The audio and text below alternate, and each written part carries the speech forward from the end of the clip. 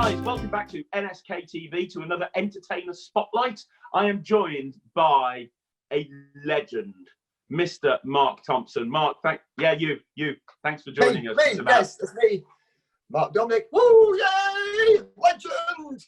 Legend in my Mate, own. I'm really happy to have you on here. Thanks so much.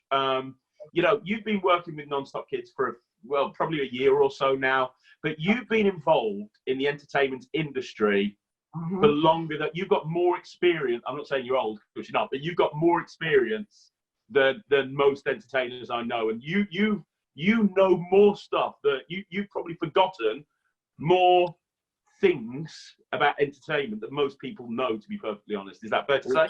Yeah, fair to say. I mean, I think 2020 is 30 years. 30! I mean, I don't look young. I mean, I did start when I was in nappies, but 30 years of actually being a professional entertainer doing children's parties.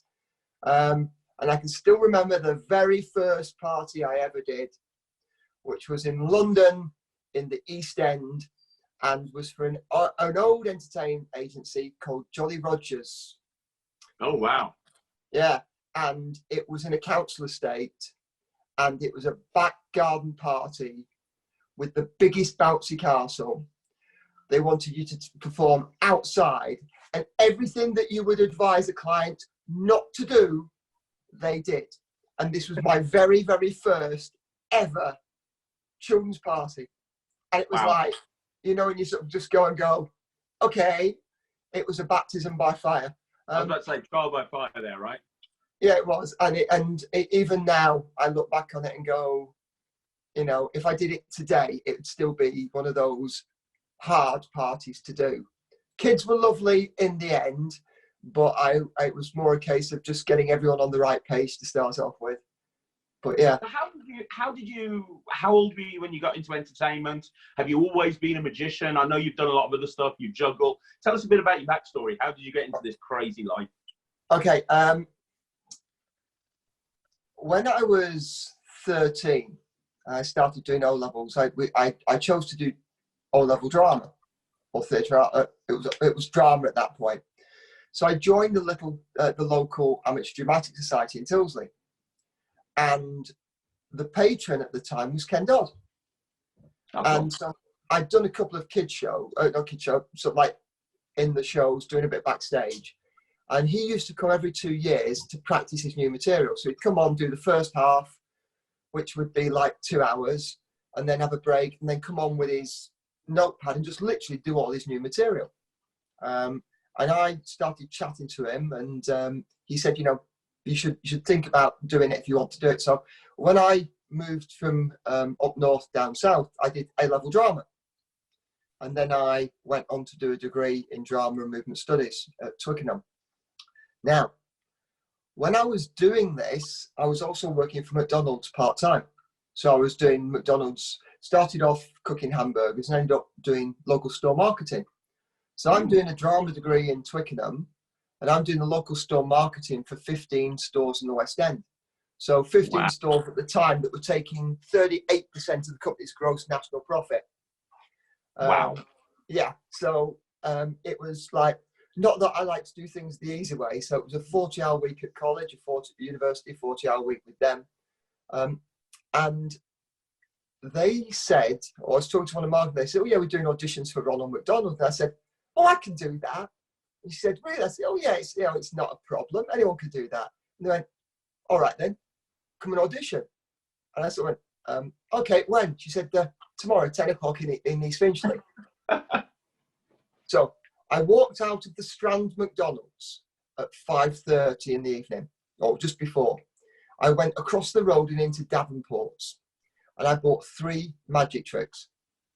I went home and I learned 3 magic tricks, and I went into this audition the day after, and I got the job. Not because I was the best magician, not because I was the most competent, but actually I was the most entertaining. I could engage with people, I could talk with people, and I've not looked back. I've not looked back since. So I then spent 22 years working with McDonald's. Wow. And so I started off being a Ronald McDonald, and I ended up running the Ronald McDonald program in England, recruiting Ronalds, training them.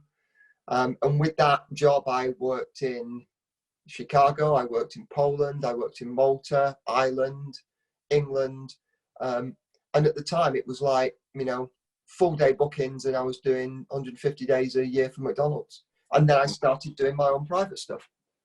And that's when McDonald's said, okay, there you go learn the makeup. And it was when I was learning to do the makeup and things that I thought, I really ought to just have got this, actually seeing what it's like doing magic. And that's when I went and got some work from Jolly Roger. So when I was started off, I was based in London, working for Jolly Rogers and a guy called Jeff Donald, who ran an agency called Merlin Entertainment. And they got me involved in Magic Society. So I was a member of the LJS for a long time at Davenport's of all places. The LSM. And then I got married. While I was doing this, I was still, because I had a good marketing background, I started doing a lot of corporate stuff. So my background is, although I'm a predominantly children's entertainer, I don't look at it. When I started working as Ronald, I wasn't a children's entertainer. I was a live brand. So it wasn't about just entertaining children. It was about getting messages across, but in a way that doesn't go, hey, here's a hamburger, eat this. It was about creating atmosphere in stores and in restaurants. And that was it was what I would call being a really very well paid unknown. So I would go along and I worked at venues and things that you would not believe. I did the Child of Achievement Awards for 5 years at the Royal Albert Hall. So I was sharing.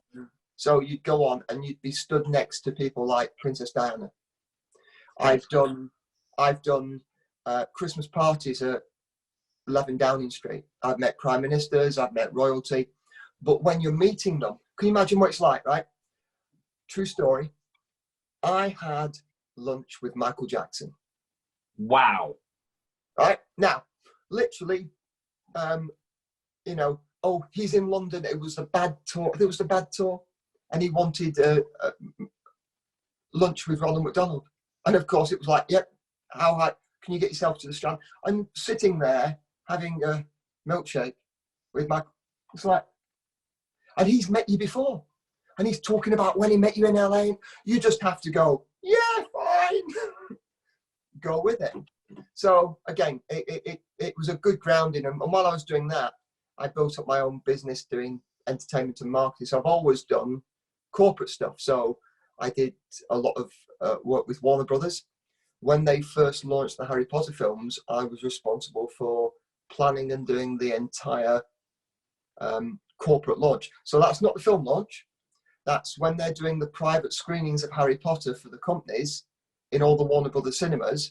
I was booking the magicians, the wizards from there on. Wow. So yeah, so it's grown. So I've always been doing entertainment, and when I go and do a kids party, I have a very different approach to some children's entertainers. And that's been my style, is that I don't come at it going, here's my magic show. That's the magic. I work backwards.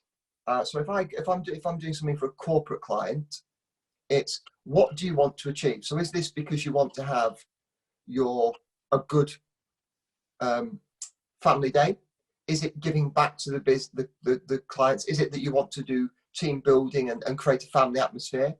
Is it that actually, we just had a really hard year and we want the families to celebrate with the kids, because actually parents have been away from kids, they've worked weekends, we've done a lot. This is what we want to give back. And so because you start from the point of how you want people to feel when you leave your show, you build your magic shows in a slightly different way. And that's what I've always done.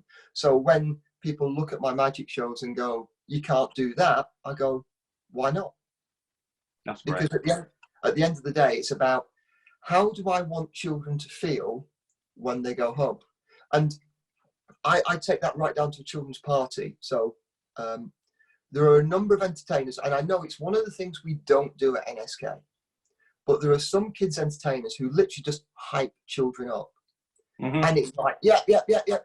And then you get to the end of the party and you have 30 kids who are all wound up, ready to run around, and then you let them loose. And mums and dads are like, oh no!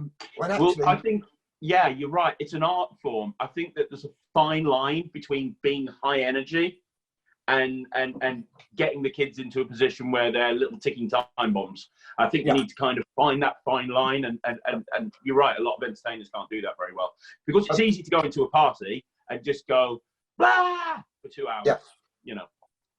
I once, because of my work with McDonald's, I've been very fortunate in that I've had a lot of private one-to-ones with some very, very good entertainers from around the world. And one of the guys I was heavily involved with was a guy called AJ, who wrote a number of books called On the Art of Schmoozing. Now, AJ is what he calls as a three-sheeter. Now, in Chicago, there's a club of variety acts that include the likes of Penn and Teller, where they actually work, they work on the old vaudeville style.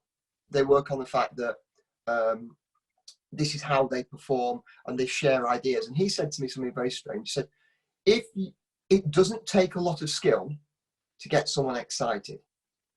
What it takes is a lot of skill to create excitement and bring them back down, and then take them somewhere else.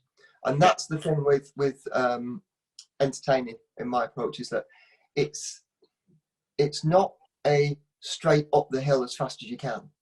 It's an emotional roller coaster. When I was at McDonald's, one of the things that we did a lot of research on was kids TV. And going back to the 93, 94, we looked at Saturday morning kids TV, and in a space of 3 hours, kids got 152 different discernible characters that they could identify thrown at them. And what you have to then say is, when you look at a magic show, it isn't one colour. Our shows, if you look at what a NonStop kids show is, and what a good children's entertainment show is, it's not one thing. People say, oh, it's a magic show. It's not. It is a lot. If you get 60 minutes, you're getting between 18 and 25 sections that are between 2 and 3 minutes long. Now, that could be a trick that's quite short. It could be in a long trick that's a 10-minute routine, has got 2 minutes that's audience participation, 2 minutes of magic. There might be a bit of a balloon, there might be some slapstick, but they've all got different paces and they all serve different purposes. So when you get to the end of the show, people say, God, you had 4-year-olds sat for an hour. How did you do that? I didn't think they'd watch a magic show. And you go, it's not a magic show. It's actually 25 little sections, and they'll watch each section. And when they get to the point of starting to lose interest, you're on to the next one. And then you're on to the next one. And so when you look at it, people, we've got some great balloon modelers on NonStop Kids. I'm not the best, but I do big balloons in my show. Yeah. But when I do a big balloon, I don't spend 4 minutes blowing up balloons. Every balloon I blow up and make something of, there's a couple of jokes to it, there's a bit, and then I move on to the next one. So actually, to make a Roadrunner that's got 6 balloons in it, there are actually 9 segments to that. Each of the individual balloons, the start, the finish, and putting it together. Now, when you watch that, people say, oh, but you can't do balloon modelling for 10 minutes. Well, actually, it is balloon modelling for 10 minutes, but it's not 10 minutes of one balloon model. It's 10 minutes made up of lots of little different bits that if you actually stopped and looked at the shows, you go, okay. And so when we talk about me as an entertainer, right, I don't consider myself to be a magician. I'm an entertainer. If I do adult magic, I don't do close-up magic. I do table-side cabaret. Now, if I walk up to a group of kids and I'm doing mix and mingle magic at, say, a family fun day, and I'm chatting to them and they're engaging, they're entertained, right? Mm-hmm. That's great, because you're booking, when people book, they book an entertainer. So we're tuned entertainers, and we entertain them with a range of skills. And exactly, slapstick, juggling, balloon modelling. If it's me standing on one foot doing an impression of a dying swan, doesn't really matter if it's entertaining the kids. Hence the reason that the name of the company is NonStop Kids Entertainment and NonStop Kids Magic. The magic is just the vehicle that we use to entertain the children, and there's lots of other vehicles, not just the magic. There's lots of other ways that you can do that as well.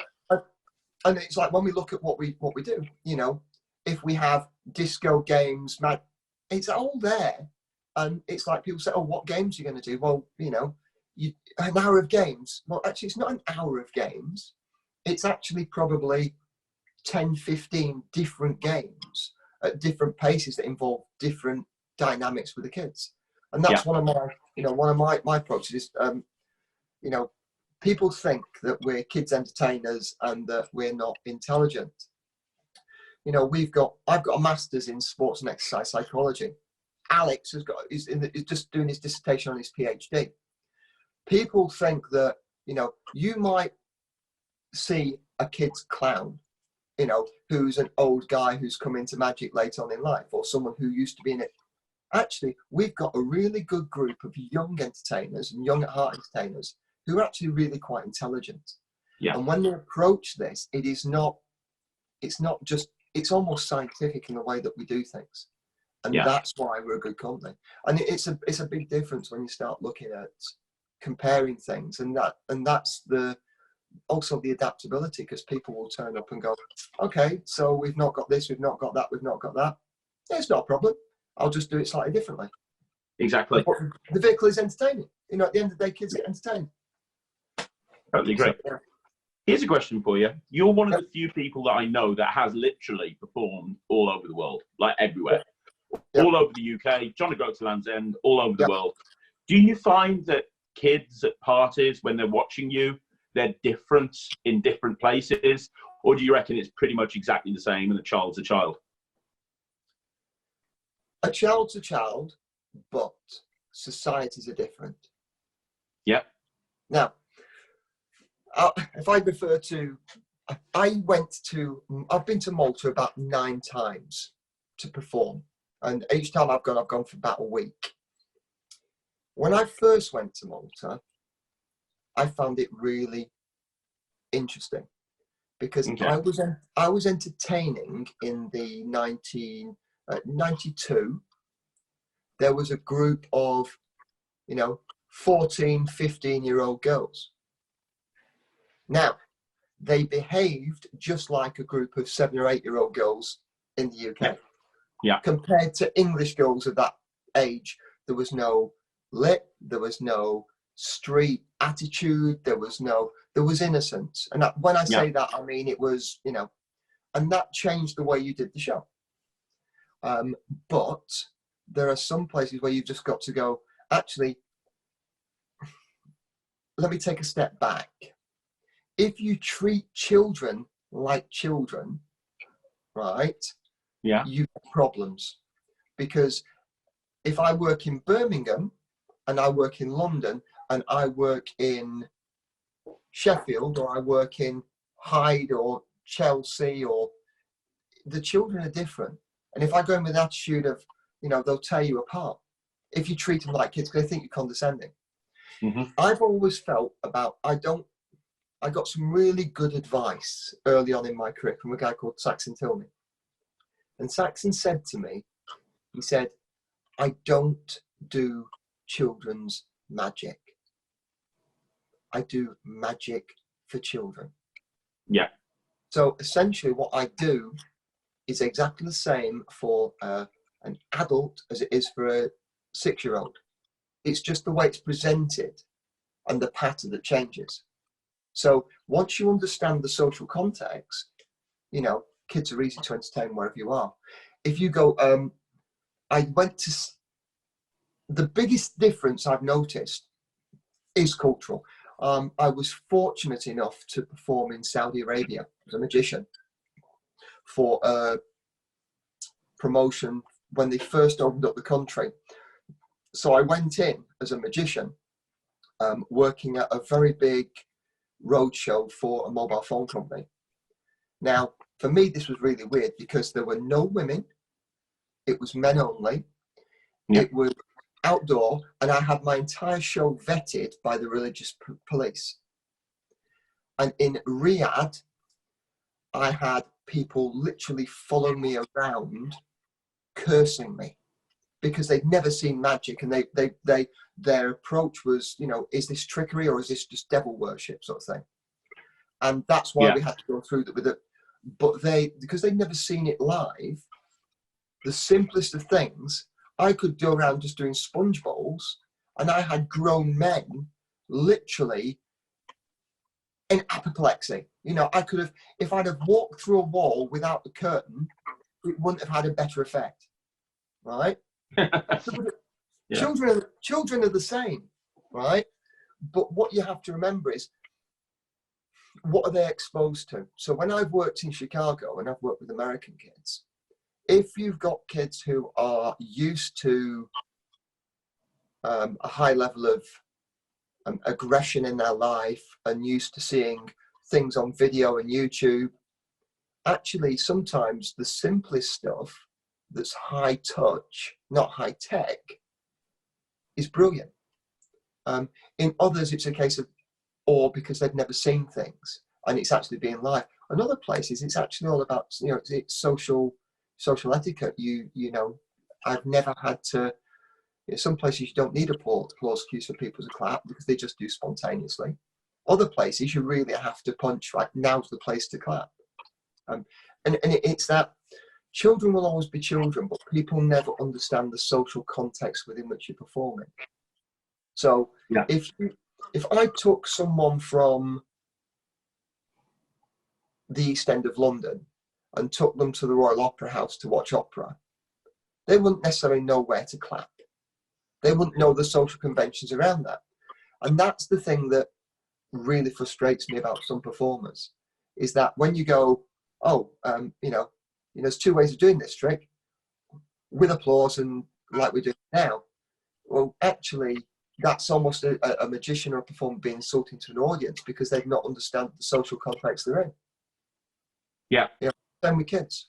You know, I know some parties where children want to be the star of the show and others where they don't. And if you understand that context, you know, no matter where you are in the world, kids will be kids. You know, they all grow up the same. You just got to remember what the social context within which and what they're allowed to do. So for actually, in some cultures, clapping out of turn spontaneously can be a really big no-no. Yeah. And they won't do that because they don't want to offend their parents who start watching. So actually, you have to encourage, you have to set things up as a performer, and what is right and what isn't wrong, what is acceptable. Yeah. And, you know, when you do that, doesn't matter where you are in the world, children are children. But the only difference is whether you as an entertainer or performer are able to pick up on, adapt to the social bounds within which you sit. Yeah, that absolutely makes complete sense. I'm loving this. I knew you'd be an interesting person to speak to. This is great. I'm going to ask you one more question before we move on to something else. No problem. What is the strangest thing that's ever happened to you in your entire career whilst performing on stage? Whilst performing? Yeah.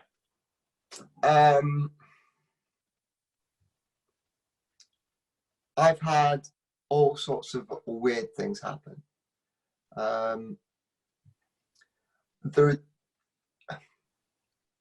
The one that I always like to relate to, just because it makes me smile, was I was performing as Ronald McDonald in Aldershot.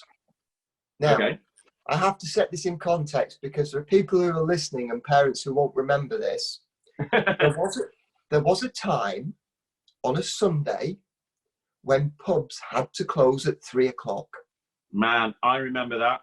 I remember working in a pub when I was 18 years old and doing the afternoon shift and then having to go home and come back and do the evening shift. Yeah. I remember that. Now, so what used to happen is some people would go home and be absolutely, would have had a lot to drink, shall we say, by 3 o'clock. Now, I used to do Sunday shows at 11 and 3 if I was doing Ronald. So, the setting, Aldershot Town Centre. Two para have just come back off a tour. It's their first Sunday at home on rest. And I'm in Aldershot Town Centre, and they're set up and we're doing the Ronald show. So I've got the kids on the floor. I've got about 100 kids, mums and dads at the back. And if you remember what McDonald's used to be like before they did the redesign, they used to have like plastic booths, like bunkettes, with artificial flowers around the back. And I'm doing the show, and there's a bloke comes in, and he is, let's say he's worse for wear. Right. And I'm in the middle of the show, and like all public shows, you get the odd heckle. You deal with it. This guy was being almost to the point where, you just want to go, I want to put you down, but you've gone to the point where you're too drunk to understand if I'm being what I'm trying to say. Yeah. So I'm in the middle of doing this trick, and he's mouthing out. So he sat like this, and I'm just doing the Ronald, getting the kids up. And all of a sudden, he sat like that. He starts going, and I look like that, and all I see is this hand come out. And literally, you see, another one comes out the other side. They grab these two shoulders, and it's like a scene out of Predator. This guy gets dragged back out through this bush, and you hear it boom, and you hear this sound boom, and him being dragged down the stairs, boom, boom, boom, boom, boom. I'm in the middle of this magic show, and the kids are looking back, and I'm sort of like, oh, it's all right, don't worry about it, girls and boys. And then these two guys come in afterwards, stand at the back, and they walk in and just come up and go, big butch paratroopers, and they just look and say, all right, Ronald, it won't bother you again. And it was like just so surreal. These guys, and it was one of those moments where you go, okay, that was just, for me, was just one of the weirdest things, because it was so matter of fact to them. We've all got stories of things. We've got stories of things that happen, but if you can just imagine all I'm looking at, because this person sat at the back there, is like seeing them dragged backwards and their feet going back over, and I'm just carrying on, doing what I'm doing, but I'm watching these feet disappear, and in my, inside just going, yes, but yeah. So yeah, that's probably one of the weirdest. That is so random. It's so funny. My gosh. Okay. Here's what we're going to do now. This is what we do with everybody we interview, and it's kind of a little bit of a competition. I'm going to give you 3 minutes to answer as many rapid fire questions as you can, and we're constructing a leaderboard to see which entertainers can answer the most questions in 3 minutes. Now, are these general 3 knowledge? minutes. Huh? Are these general knowledge or just general? Not general knowledge, just random questions. You won't have any problems answering them. It's not like you're going to need a physics degree or anything like Alex. Really simple questions, slightly random. And I'm going to be timing you, and we're going to see how many you can do in 3 minutes. Okay, so are you ready? Before we start, what's the target? I think the winner at the moment is David Burgess. I'm not sure what he's on, because Luke keeps track of all this, but I'm pretty sure he's on like about 30 questions or something in 3 minutes. Okay, just make sure you're quick with your questions. I will be quick. Are you ready? Okay, get your Bradley Walsh head on. It's time to face the chaser. Okay, on your marks, get set, go. If you could buy any type of food right now, what would you buy? Chinese. What is the colour of your toothbrush? Electric white with blue. If you could be any animal, what would you be and why? Lemur, because they're really cool and just cuddly. Nice. If you could put one thing on your bucket list that you haven't done yet, what would it be? Go to Antarctica. Nice. Who's your favourite superhero and why? Batman, because he's just cool. Who do you admire the most? Probably Batman. Batman, yeah. Cool Nice. dude. If a movie was made of your life, what genre would it be and who would play you? Or it would be avant-garde, and I'd probably be Sylvester McCoy. Love it. Go on. If you could be any flavour ice cream, what ice cream flavour would you be and why? Oh, I would be salted caramel with peanut brittle inside, because it's just a unique combination of things. Loving it. If you could go anywhere in the world right now for the rest of lockdown and just chill, where would you go and why? I'd go to Vasiliki and go windsurfing. Love it. Are you a morning or a night person? Night. What's your favourite hobby? Jiu-jitsu. What's the one thing that annoys you the most? Not doing jiu-jitsu. What's the strangest thing you've ever eaten? Probably sea urchin. Okay. Okay. What is one of your weird quirks? Weird quirks? I don't have any, because I'm just weird generally. Perfect. If you could trade lives with anyone for one day, who would it be and why? I would love to be Boris Johnson, just because I think it'd just be weird. Come on. Next question. I love that. What's the first thing that you do when you get up in the morning? Have a cup of tea.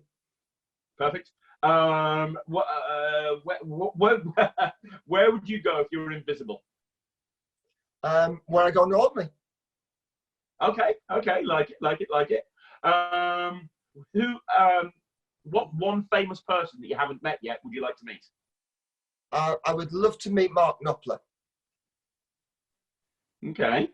What is the thing you're most afraid of, if anything? Being blind.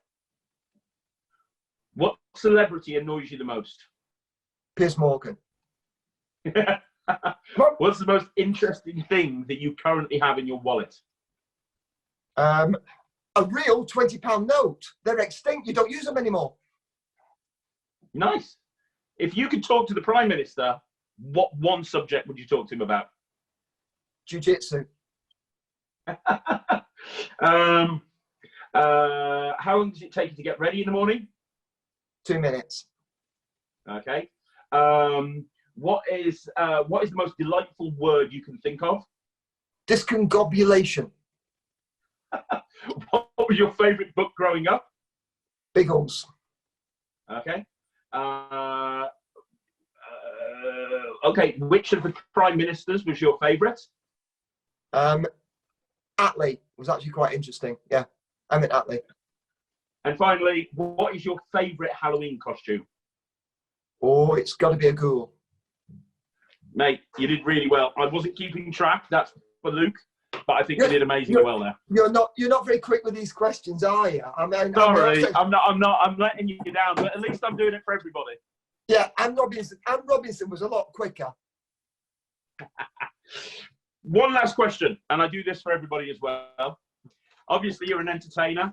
I know that you're a ventriloquist, you're a magician, you're a comedian, you're an actor. I want to find out, I'm asking every single entertainer to finish off, their best impression. Is there somebody who you can do an impression of? I don't know if you're an impressionist. I don't think you are.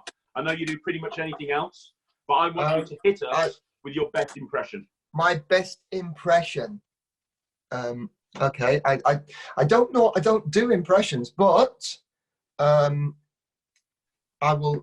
Let's have a look. Let's have a think about this. Ooh, best impression. Somebody famous. Could be anybody. Could be anybody. Okay.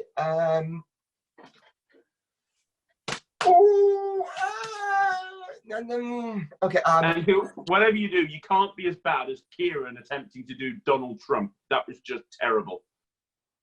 You see, I used to do impressions as a kid. You see, that's the hard thing. I used to do, but like impressions in the 1970s would be like, Mickey Mouse, like going, "Hey, Pluto, over here," that sort of thing, and it would be like Frank Spencer. Betsy, the cat's done a whoopsie on the carpet. But people won't know these people. I know those people. However, right, we can do Boris Johnson. Let's do Boris Johnson. Okay, I'm ready for this.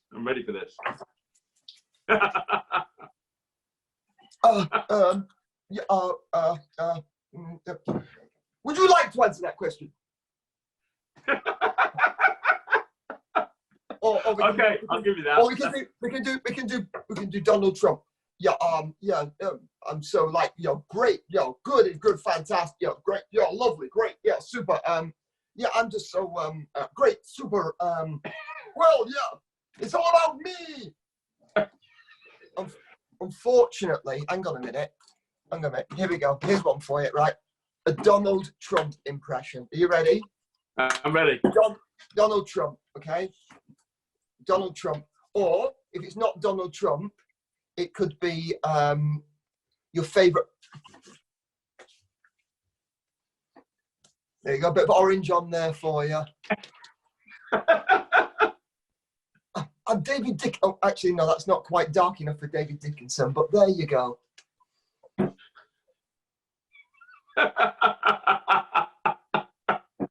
Love it. Do you want some ketchup?